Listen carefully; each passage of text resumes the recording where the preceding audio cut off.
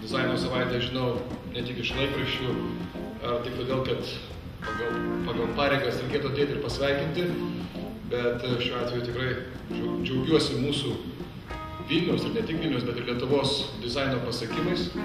Galbūt mes Lietuvoje net ir šiek tiek per mažai apie ją žinom, galbūt mažai apie juos rašo, bet man malonu, kai būni kur nors, kokiai nors pavyzdžiui, New Yorko dizaino muziejuje ir direktorius pasako, žinot, mes girdėjom, ten jūsų dizaineriai kažką ten Milane parodė, nežinau ką, bet girdėjom.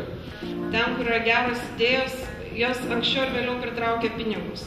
Tai aš toliau raginčiau visus, kurie dar neišėjo į politinius postus ir dirba prie tų idėjų, kad nesustotumėt, eitumėt kartu su idėjom, plėtotumėt idėjas, o parama jinai bus neišvengiama.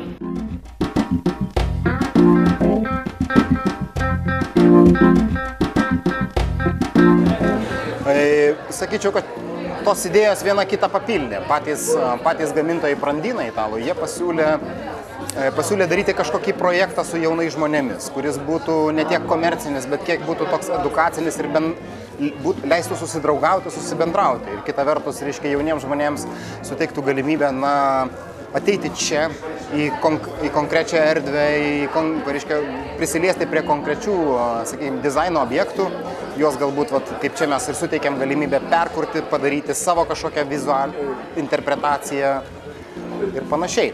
Tai italų fabrikas mums pasiūlė tą daryti idėją, o mes sakom, valio, tai tą dalyką darom, yra partneriai, Dailės akademija, dar padarykim, tai reiškia dizaino savaitės fone. Nes iš tikrųjų tai yra ir inovacija tam tikrą prasme, ir tai yra ir dizaino kūrimas, plačiaja prasme. Šiuo atveju tie autoriai labai tiesiogiai atitiko tą formatą, kuris yra šiandien. Ekonomos optimistų konkursas ir jam skirta konferencija integruoti į inovacijų festivalį ir dizaino savaitę yra Ekocentro projektas. Ir šito projekto metu mes siekime paskatinti specialistus, tiek architektus, tiek dizainerius ir taip pat paprastus žmonės pasidomėti šitą temą. Tai yra inovatyviais, ekologiškais, ekonomiškais namais. Ir buvo organizuotas konkursas, jame dalyvavo 47 specialistai, susijungė 28 komandas, buvo pateikta 30 darbų. Ir išrinkti nugalėtojai, kurie yra apdovanojami baigiamojo renginio metu. Pagrindinė užduotis buvo parodyti, kad architektas gali daryti ne tik pastatus ir ne tik kurti miestus, bet gali ir kreipti dėmesį į smulkes detalės, kaip tai yra su dizaino elementais. Jam visiškai nėra svarbu, ar tai yra mažas, ar tai yra didelis, tai yra darbas be mastelio, bet meilė darbui ta pati. Dizainas ir architektūra yra dvi medalio pusės, tu negali, ką nori tą daryk vis tiek, tai bus vienas eis paskui kitą ir nežinai, kas yra pirmoje vietoje ir kas ką įtakoja. Tai yra tas pats. Bet visi daiktai yra super paprasti, bet ir gražus. Ta prasme, mums nereikia daryti kažką tai super sudėtingo, kad parodyti, kad mes kažką tai sugebam. Tai turbūt galima imti tiesiog labai gerą pavyzdį iš jų, kaip galima pasiekti labai paprastą, bet labai gerą rezultatą.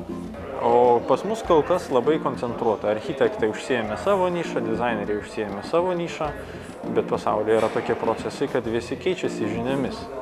Mūsų centre tekanti upė, tai yra pagrindinė miesto gysla, aplink kurią susikūrė Vilnius. Ir jinai užmiršta.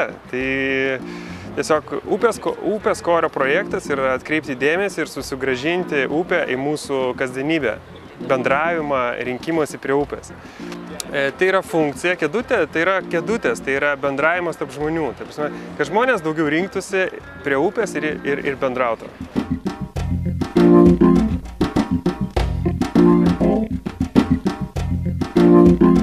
Iš vis geras, būtų galima ilgai diskutuoti, kas yra inspiracija.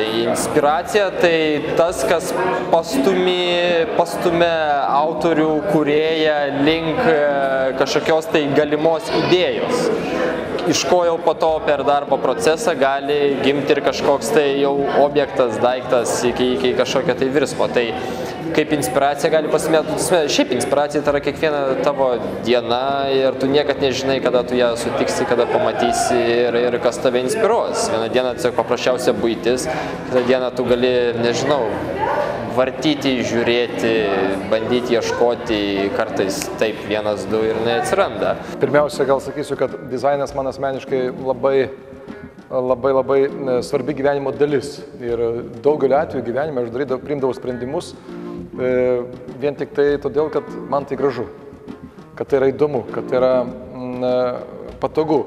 Ir bendrai kalbant apie šiuolaikinį miestą, apie gerą miestą, kuriame gera gyventi, kuriame iš tikrųjų yra patogu, taigi dizainas turi labai didelę reikšmę, nesgi viskas prasideda nuo pirmiausia to, ką mes matome akimis ir tą, kas paskui galime priimti kaip tam tikrą funkciją. Taigi tiesiog manau, kad turiu pagerbti ir parodyti dėmesį ir pagarbą tiems, kurie sugebėjo tai organizuoti.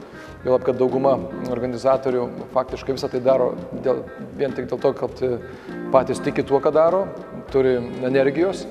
Ir čia miesto indėlis yra finansinė prasme, sakyčiau, labai nedidelis.